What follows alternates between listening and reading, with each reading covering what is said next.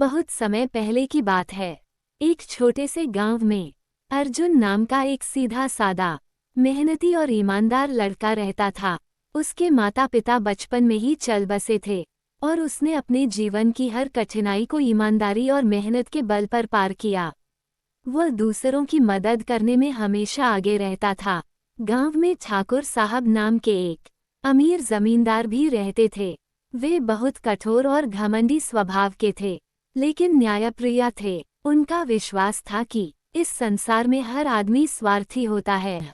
घटना की शुरुआत एक दिन ठाकुर साहब ने गांव में घोषणा करवाई, ग्रेटर देन जो कोई मेरे खेत में गिरी हुई सोने की अंगूठी ढूंढकर लौटाएगा, उसे मैं अपने घर का मुखिया बना दूंगा और अपने व्यापार की जिम्मेदारी उसे दूंगा।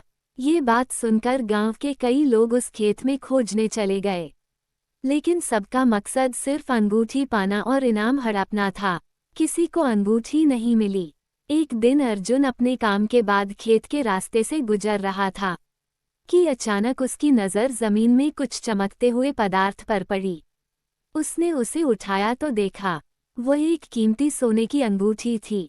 उसे समझते देर न लगी कि यह वही अंगूठी है जिसकी घोषणा ठाकुर साहब ने की थी।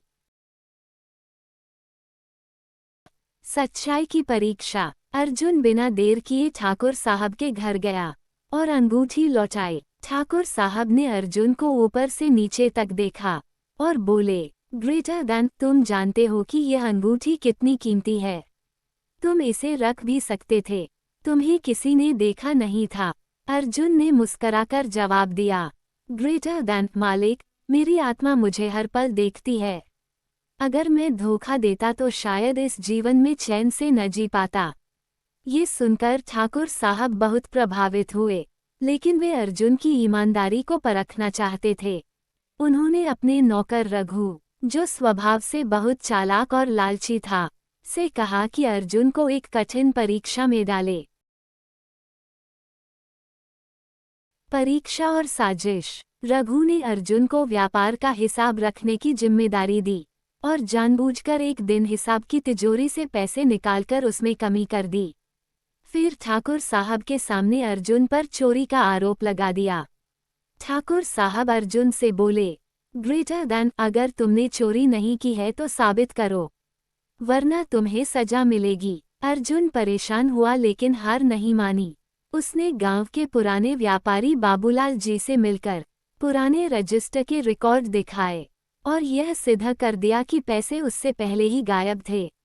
साथ ही तिजोरी की चाबी सिर्फ रघु के पास थी, ये भी साबित कर दिया। ठाकुर साहब को जब सारी सच्चाई पता चली तो उन्हें बहुत शर्म आई। उन्होंने रघु को तुरंत निकाल दिया और अर्जुन से क्षमा मांगी।